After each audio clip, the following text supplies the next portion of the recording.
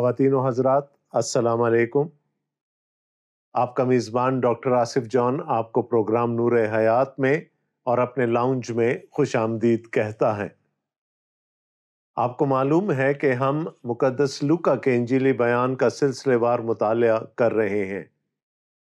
پچھلے پروگرام میں ہم نے دوسرے باب کا مطالعہ ختم کیا تھا۔ آج ہم تیسرا باب دیکھنے جا رہے ہیں۔ اگر ابھی تک کے واقعات کی ترتیب کو دیکھیں تو ہم نے دیکھا کہ یوحنا اصطباغی کی پیدائش کی بشارت یسوع مسیح کی پیدائش کی بشارت سے پہلے دی گئی، اور ان دو واقعات میں تقریباً 6 مہینے کا گیپ تھا۔ اس کے بعد ہم نے یہ بھی دیکھا کہ یوحنا اصطباغی کی پیدائش اسی حساب سے خداوند یسوع مسیح کی پیدائش سے تقریباً 6 مہینے پہلے ہوئی۔ آج ہم دیکھنے جا رہے ہیں کہ اسی حساب سے یوحنا اصطباغی نے اپنی خدمت یسوع مسیح سے پہلے شروع کی، اور جس کا ذکر مقدس لوکا اپنے انجیلی بیان کے تیسرے باب میں کرتے ہیں۔ ابھی تک ہمیں یہ تو معلوم ہو چکا ہے کہ لوکا ایک بہت اچھے مورخ بھی ہیں۔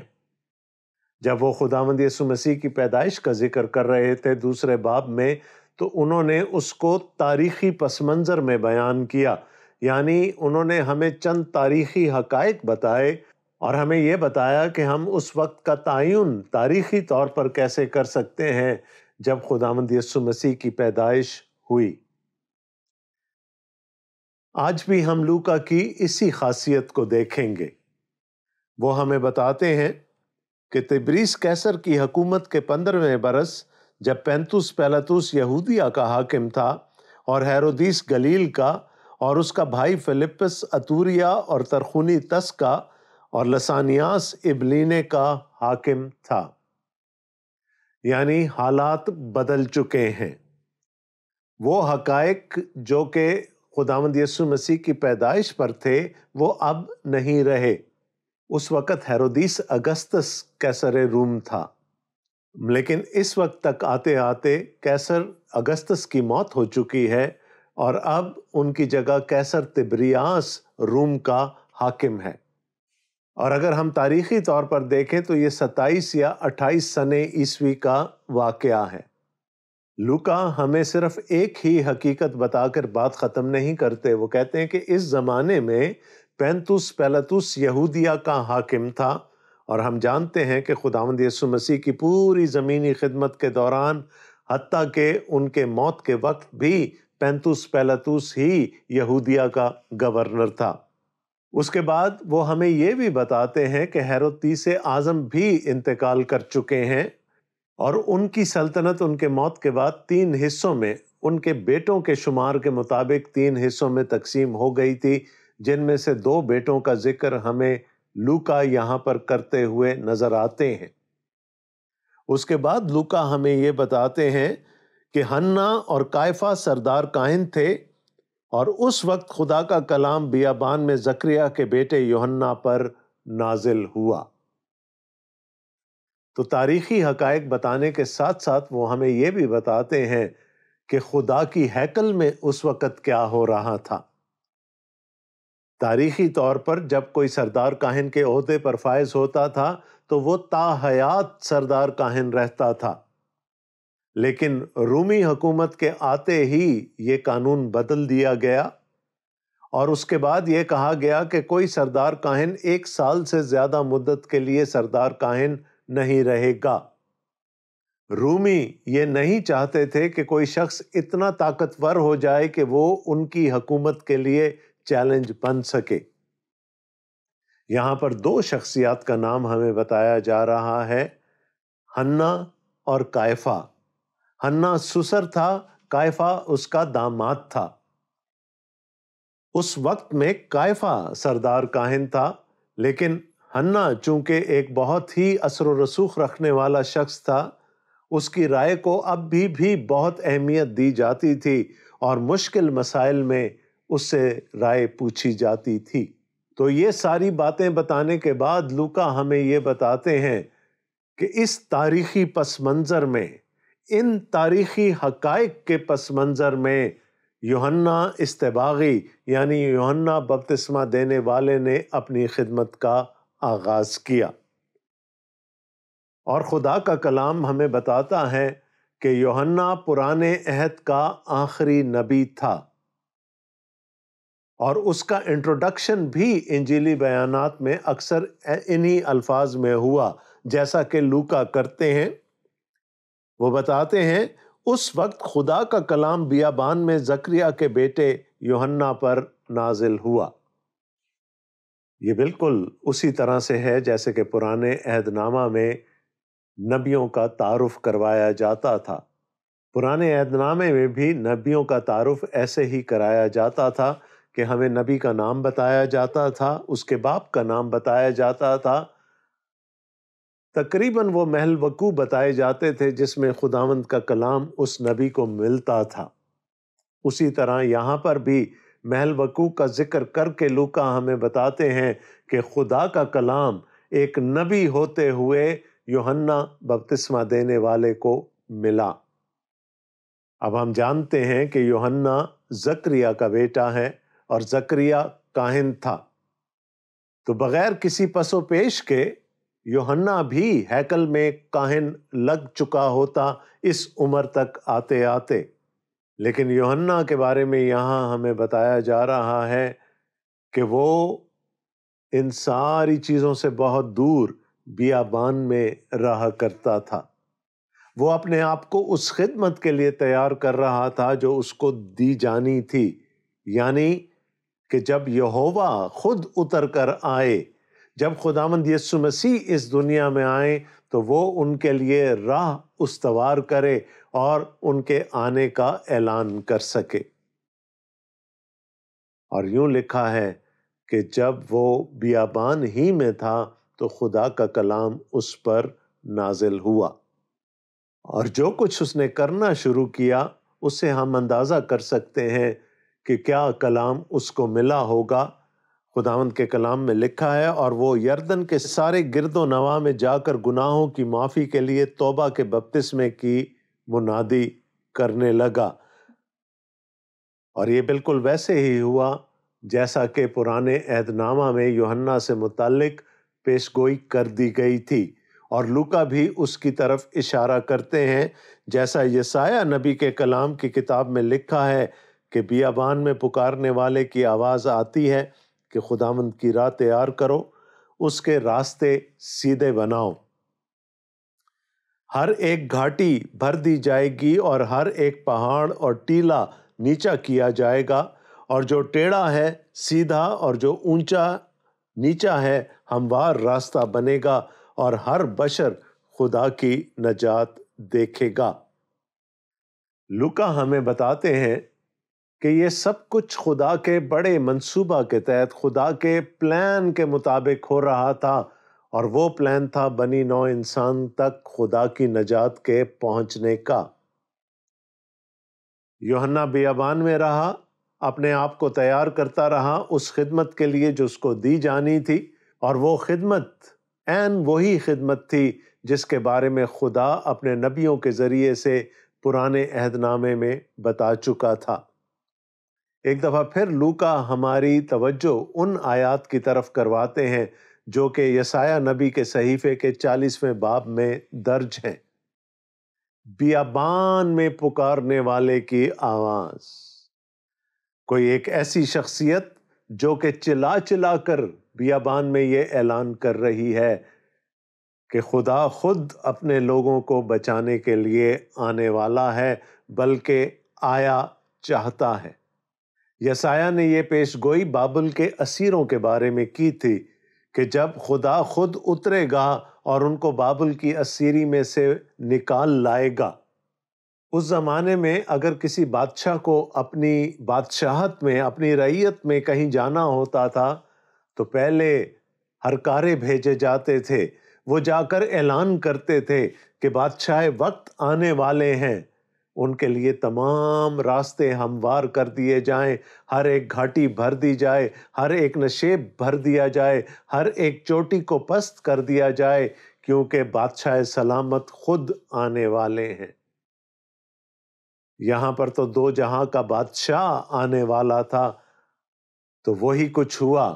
یوحنا آیا اور اس بات کی منادی کرنے لگا، اس بات کا اعلان کرنے لگا کہ خدا خود اپنے لوگوں کو نجات دینے کے لیے آنے والا ہے۔ خدا کی نجات دروازہ تک پہنچ گئی ہے، اور جیسے کہ یہاں پر لکھا ہے یسایہ نبی کی پیش گوئی کے حوالے سے کہ ہر بشر اس نجات کو اپنی آنکھوں سے دیکھے گا۔ میری وہ بات تو آپ کو یاد ہوگی جو میں نے اس برکت کے بارے میں آپ سے کہی تھی، جو شمعون نے خداوند یسوع مسیح کو دی تھی کہ اے خداوند میری آنکھوں نے تیری نجات دیکھ لی ہے۔ تو نجات ایک شخصیت ہے، وہ شخصیت اب آنے والی تھی، اور یسایہ نے کہا کہ ہر بشر اپنی آنکھوں سے خدا کی نجات کو دیکھ لے گا، اس شخصیت کا دیدار کر لے گا۔ اور خدا کے منصوبہ کے مطابق یوحنا آیا اور بپتسمے کی منادی کرنے لگا۔ اب یہ بپتسمہ کوئی نئی چیز نہیں تھی، یہودی اس سے بہت اچھی طرح واقف تھے، لیکن یہودی اس سے نفرت کرتے تھے، اور ان کے نفرت کرنے کی ان کے نزدیک ایک جائز وجہ تھی، کیونکہ بپتسمہ یہودیوں کے لیے نہیں تھا، بنی اسرائیل کے لیے نہیں تھا، بلکہ ان کے لیے تھا جو کہ غیر قوموں میں سے یہودیت میں شامل ہونا چاہتے تھے۔ تو بپتسمہ ایک ایسی چیز تھی جس کا تعلق یہودیوں کے نزدیک غیر قوموں سے تھا، اور چونکہ وہ ان سے نفرت کرتے تھے، ان کو بپتسمے سے بھی نفرت تھی۔ ایک غیر یہودی جب یہودیت میں داخل ہونا چاہتا تھا تو بہت عرصے تک وہ نو مرید کہلاتا تھا، اس کے بعد وہ خدا ترس یہودی بن جاتا تھا، جس کو کہ ان کی عیدوں میں شرکت کرنے کی اجازت ہوتی تھی، اور ایسا کرنے کے لیے اس کو 3 کام کرنے پڑتے تھے۔ پہلی بات، اگر وہ مرد تھا تو اس کو ختنہ کروانا پڑتا تھا۔ دوسری بات، اس کو کسی صاحب علم سے تربیت حاصل کرنی ہوتی تھی، اور تیسری بات، اس کو بپتسمہ لینا ہوتا تھا۔ تو جیسا کہ میں نے پہلے کہا، بپتسمہ یہودیوں کے لیے کوئی نئی بات نہیں تھی۔ غیر یہودیوں کو بپتسمہ مکوا کے حوض میں دیا جاتا تھا، اس لیے وہ اس کو مکوا ہی کے نام سے پکارتے تھے، لیکن یہودی اس سے نفرت کرتے تھے۔ یوحنا نے توبہ کے بپتسمے کی منادی کرنی شروع کر دی۔ اس نے کہا توبہ کرو، میرے پاس آؤ، دریائے اردن میں مجھ سے بپتسمہ لو، تاکہ جب وہ نجات دینے والا آئے، جب یہوہ خود اتر کر آ جائے تو تم اس کو پہچان سکو، اور پھر اس کے ہاتھوں بپتسمہ لے کر تم خدا کی بادشاہی میں داخل ہو سکو۔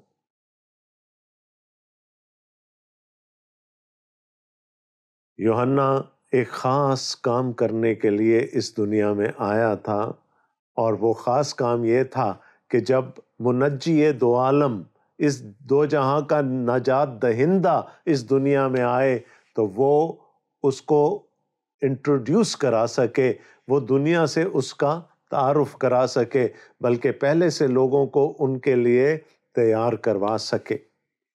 اب شہر سے دور ایک بیابان میں، ایک ایسی جگہ جہاں اور کچھ بھی نہیں ہے، لوگوں کو آ کر بپتسمہ لینے کی دعوت دینا اپنے آپ میں ایک بہت بڑی بات ہے۔ آج کی دنیا میں ہم دیکھتے ہیں کہ کچھ ایسے لوگ ہیں جو خدا کے بڑے خادموں میں شمار کیے جاتے ہیں، ان کی اپنی بڑی بڑی منسٹریز ہیں، بڑی بڑی خدمات ہیں، ان کے اپنے ٹیلی ویژن چینلز ہیں جن کے ذریعے سے وہ لوگوں تک پہنچ پاتے ہیں۔ اگر آپ ان کے بارے میں جانتے ہیں تو آپ کو یہ بھی پتا ہوگا کہ ان کی اپنی پبلک ریلیشن ایجنسیز ہوتی ہیں، وہ لوگ ہوتے ہیں جو ان کو بتاتے ہیں کہ انہوں نے کپڑے کس ڈھنگ کے پہننے ہیں، انہوں نے چلنا کیسے ہے، انہوں نے بات کیسے کرنی ہے۔ ان کے اپنے پی آر مینیجرز ہوتے ہیں، ان کے اپنے ایونٹ مینیجرز ہوتے ہیں۔ اگر کسی ایسے خادم سے یہ کہا جائے کہ آپ ایک ایسی جگہ جا کر اپنی خدمت کا آغاز کریں کہ جہاں پر لوگوں کا آنا مشکل ہی نہیں تقریباً ناممکن ہے، تو شاید وہ اپنی پی آر ایجنسی بدل لیں گے، وہ اپنے ایونٹ مینیجر کو بدل لیں گے۔ یہ سب کچھ پڑھ کے لگتا ہے کہ یوحنا کا پی آر مینیجر، اس کا ایونٹ مینیجر کوئی بہت اچھا نہیں تھا، لیکن پھر بھی دیکھیں چونکہ اس کو خداوند کی طرف سے خدمت ملی تھی، لوگ جوک در جوک اس ویران جگہ پر اسے بپتسمہ لینے کے لیے جاتے تھے۔ اور یہ نہیں تھا کہ غیر یہودی جاتے تھے، ان میں اکثریت یہودیوں کی ہوتی تھی۔ بہت سارے لوگ تو بپتسمہ لینے جاتے تھے، یعنی جیسے محصول لینے والے تھے یا کچھ اور لوگ تھے جو کہ اپنے گناہوں سے معافی چاہتے تھے، جو کہ اپنے آپ کو نجات دہندہ کی آمد کے لیے تیار کرنا چاہتے تھے۔ لیکن پھر دوسری طرف فریسی بھی تھے، فقیہ بھی تھے، کاہن بھی تھے، جو صرف ٹو لگانے کے لیے جاتے تھے کہ جا کر دیکھیں کہ وہاں کیا ہو رہا ہے۔ وہ دور سے کھڑے دیکھتے رہتے تھے، وہ یوحنا کے قریب نہیں آتے تھے، وہ اس سے بپتسمہ نہیں لیتے تھے۔ آج کے خادموں کی ایک اور بات، وہ بڑے اچھے الفاظ سے لوگوں کو ویلکم کرتے ہیں، ان کو خوش آمدید کہتے ہیں۔ وہ کوئی کہانی سنا کر کلام کا آغاز کرتے ہیں تاکہ لوگوں کی توجہ ان کی طرف ہو جائے۔ شاید وہ کوئی لطیفہ بھی سنا دیں، کوئی شعر سنا دیں، کوئی ایسا واقعہ جس سے کہ لوگوں کی توجہ ان پر مرکوز ہو جائے۔ لیکن یہاں ایک ایسا سچا اور کھرا خادم ہے جو لوگوں سے کہتا ہے، اے سانپ کے بچوں، تمہیں کس نے جتایا کہ آنے والے غضب سے بھاگو؟ ایک طرف تو لوگ اتنی لمبی مسافت طے کر کے اس بیابان میں، اس ویرانے میں بپتسمہ لینے آ رہے ہیں، آگے سے ان کو کڑوی کسیلی باتیں سننے کو مل رہی ہیں۔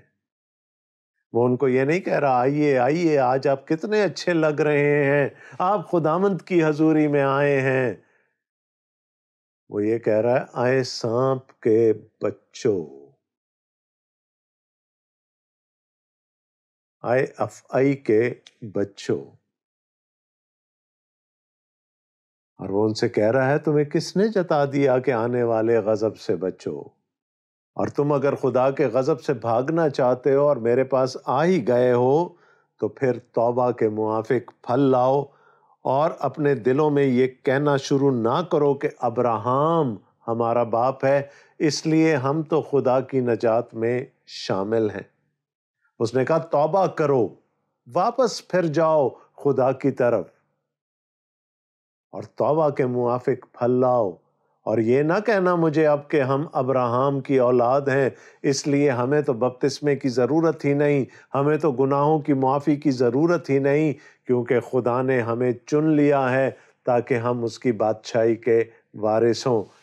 یوحنا نے کہا ایسا ہرگز نہیں ہوگا، خدا اگر چاہے تو ان پتھروں سے اپنے لیے اولاد پیدا کر سکتا ہے۔ یہودی غیر یہودیوں کو ناچیز جانتے تھے، ان کو بے جان سمجھتے تھے، ان کو پتھر، راستے میں پڑے ہوئے پتھر جن کو ٹھوکر ماری جاتی ہے، وہ سمجھتے تھے۔ تو یوحنا ان سے کیا کہہ رہا ہے کہ خدا قادر مطلق ہے، اگر وہ چاہے تو ان پتھروں میں سے، ان غیر قوموں میں سے ابراہیم کے لیے اولاد پیدا کر سکتا ہے تاکہ وہ تمہارے ساتھ اس کی بادشاہی میں شریک ہو جائیں۔ اس زوم میں نہ رہنا کہ تم توبہ کیے بغیر، خدا کی نجات پر ایمان لائے بغیر اس کی نجات میں شامل ہو جاؤ گے۔ کوئی بہت خوشگوار کلام نہیں تھا یوحنا کے پاس۔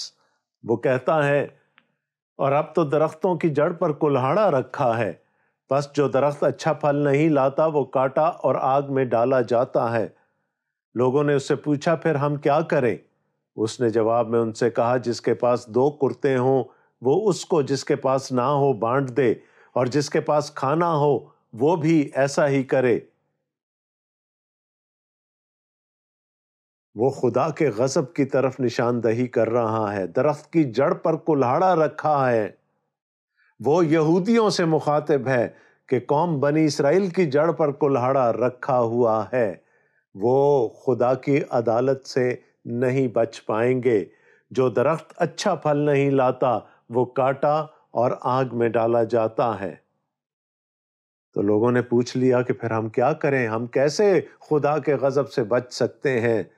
تو اس نے کہا پھر بانٹ دو، جو کچھ خدا کی طرف سے تمہیں ملا ہے، اگر وہ تمہاری ضرورت سے زیادہ ہے تو پھر دوسروں میں بانٹ دو۔ اپنے بھائی سے اپنی مانند محبت رکھو، جو کچھ خدا نے برکت تمہیں دی ہے اس میں اس کو بھی شریک کر لو۔ اور لکھا ہے اور محصول لینے والے بھی بپتسمہ لینے کو آئے اور اس سے پوچھا کہ اے استاد ہم کیا کریں؟ محصول لینے والے وہ ہیں جو رومی حکومت کے لیے اپنے ہی بھائیوں سے ٹیکس جمع کیا کرتے تھے۔ یہ لوگوں کو لوٹتے تھے، اپنی جیبیں بھی بھرتے تھے اور رومی حکومت کو بھی ٹیکس دیا کرتے تھے۔ لوگ ان سے نفرت کرتے تھے۔ جو شرع کے عالم تھے، فقیہ تھے، فریسی تھے، انہوں نے تو ان کو خدا کی بادشاہی سے ہی نکال باہر کیا تھا۔ لیکن یہاں پر ہم یہ دیکھتے ہیں کہ وہ یوحنا بپتسمہ دینے والے کے پاس بپتسمہ لینے کے لیے آئے۔ اور یاد رکھیے گا کہ یہ بپتسمہ گناہوں سے معافی کا ہے، توبہ کا بپتسمہ ہے، الٹا پھر جانے کا بپتسمہ ہے۔ تو یوحنا کا پیغام بھی یہی ہے کہ جو کچھ کر رہے ہو واپس پھر جاؤ، اس کے مخالف سمت میں چلنا شروع کر دو۔ جو کر رہے ہو اس کو چھوڑ دو اور خلق خدا کی عافیت چاہو۔ اور محصول لینے والے بھی بپتسمہ لینے کو آئے اور اس سے پوچھا کہ اے استاد ہم کیا کریں؟ اس نے ان سے کہا جو تمہارے لیے مقرر ہے اس سے زیادہ نہ لینا۔ یہ لوٹتے تھے لوگوں کو۔ یوحنا نے کہا میں یہ منع نہیں کرتا کہ تم رومی حکومت کی نوکری چھوڑ دو، لیکن اپنے بھائی کے ساتھ انصاف کرو۔ اور سپاہیوں نے بھی اس سے پوچھا کہ ہم کیا کریں؟ اس نے ان سے کہا کہ نہ کسی پر ظلم کرو اور نہ کسی سے ناحق کچھ لو اور اپنی تنخواہ پر کفایت کرو۔ سپاہی بھی آ گئے جو فوج میں شامل تھے، انہوں نے پوچھا ہم کیا کریں؟ اس نے کہا ظلم نہیں کرنا، کسی سے ناحق کچھ نہیں لینا، بلکہ اپنی تنخواہ پر کفایت کرنی ہے۔ اور یہ غالباً ہمارے لیے بھی آج نصیحت ہے۔ ہم میں سے اکثر لوگ اپنے وسائل سے زیادہ خرچ کرنے کے عادی ہیں۔ ہم قرضہ لے کر اپنی ناک اونچی رکھنے کے لیے خرچ کرتے ہیں اور بعد میں اسی قرضے کے بوجھ تلے دب کر ختم ہو جاتے ہیں۔ کتنی خوبصورت نصیحت کر دی یوحنا نے، اپنی تنخواہ پر کفایت کرو۔ جب لوگ منتظر تھے اور سب اپنے اپنے دل میں یوحنا کی بابت سوچتے تھے کہ آیا وہ مسیح ہے یا نہیں، تو یوحنا نے ان سب سے جواب میں کہا میں تو تمہیں پانی سے بپتسمہ دیتا ہوں، مگر جو مجھ سے زوراور ہے وہ آنے والا ہے، میں اس کی جوتی کا تسمہ کھولنے کے لائق نہیں، وہ تمہیں روح القدس اور آگ سے بپتسمہ دے گا۔ میں نے آپ کو بتایا تھا کہ تقریباً 400 سال تک خدا بالکل خاموش رہا، کوئی نبی نہیں آیا، کوئی نبوت نہیں آئی۔ لوگ اس توقع میں تھے کہ اب تو خدا کا مسیح آنے ہی والا ہے۔ جب انہوں نے اس شخص کے بارے میں سنا جو دریائے اردن کے کنارے بپتسمہ دیتا تھا، تو ظاہر ہے کہ ان کے ذہن میں یہ سوال ابھرا ہوگا کہ کہیں یہ مسیح تو نہیں۔ یوحنا کے لیے یہ کہہ دینا بڑا آسان تھا کہ ہاں میں ہی مسیح ہوں، لیکن اس کو معلوم تھا کہ وہ مسیح نہیں ہے۔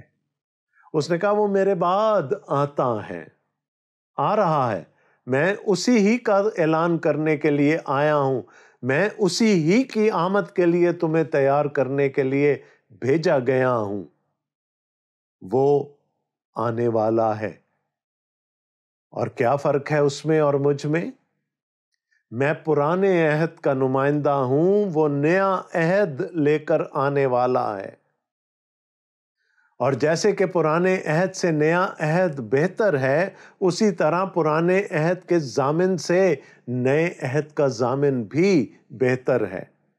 وہ مجھ سے زیادہ زوراور ہے، اور میں تو اس لائق بھی نہیں کہ جھک کر اس کی جوتی کا تسمہ کھول سکوں۔ ایک یہودی کے لیے سب سے معیوب بات یہی سمجھی جاتی تھی کہ وہ کسی کے پاؤں چھوئے یا کسی کی جوتی کو ہاتھ لگائے۔ یہاں تک بھی تھا کہ اگر کوئی یہودی غلامی میں چلا جاتا تھا تو وہ اس شرط پر جاتا تھا کہ وہ نہ اپنے مالک کے پاؤں چھوئے گا، نہ ان کو دھوئے گا، نہ اس کی جوتیاں اٹھائے گا۔ یوحنا کہتا ہے میرا مقام تو یہ ہے کہ میں اس کی جوتی چھو لوں، اس کی جوتی کا تسمہ کھول لوں، لیکن میں تو اپنے آپ کو اس لائق بھی نہیں سمجھتا۔ میں کہاں اور وہ کہاں؟ میں تم کو پانی سے بپتسمہ دیتا ہوں، وہ تم کو روح القدس اور آگ سے بپتسمہ دے گا۔ اور خداوند یسوع مسیح نے یقیناً جب ان کے شاگرد بند کمرے میں تھے تو آ کر خدا کا روح ان پر پھونکا، روح القدس ان پر پھونکا، لیکن یہاں پر آگ جو ہے وہ عدالت کی نشانی ہے۔ نے کہا وہ تمہیں روح القدس تو دے گا، لیکن ساتھ ہی ساتھ وہ عدالت بھی کرے گا۔ جو اس کے پاس آ جائیں گے وہ نجات پا جائیں گے، اور جو اس کی نہیں سنیں گے، اس کے پاس نہیں آئیں گے، وہ نجات سے محروم رہ جائیں گے، اور ایسے لوگوں کی عدالت یقینی ہے۔ وہ تم کو روح القدس اور آگ سے بپتسمہ دے گا۔ ایک کام اس کی پہلی آمد پر ہوگا اور دوسرا کام اس کی دوسری آمد پر۔ یہ وہ باتیں ہیں جو یوحنا نے خداوند یسوع مسیح سے متعلق فرمائیں۔ اس نے اور بھی بہت کچھ کہا، لیکن آج کے پروگرام کا وقت ختم ہوا چاہتا ہے، سو ہم اتنے پر ہی اکتفا کریں گے، اور اگلے پروگرام میں پھر ہم دیکھیں گے کہ یوحنا نے خداوند یسوع مسیح کے بارے میں اور کیا کچھ ہمیں بتایا ہے۔ میری دعا ہے کہ خدا تعالی ہم سب کو اپنے حفظ و امان میں رکھے اور ہماری نجات تک نوبت لے کر آئے۔ آمین۔ اگلے پروگرام تک کے لیے اپنے میزبان ڈاکٹر آصف جان کو پروگرام نور حیات سے اور اس لاؤنج سے اجازت دیجیے۔ خدا حافظ۔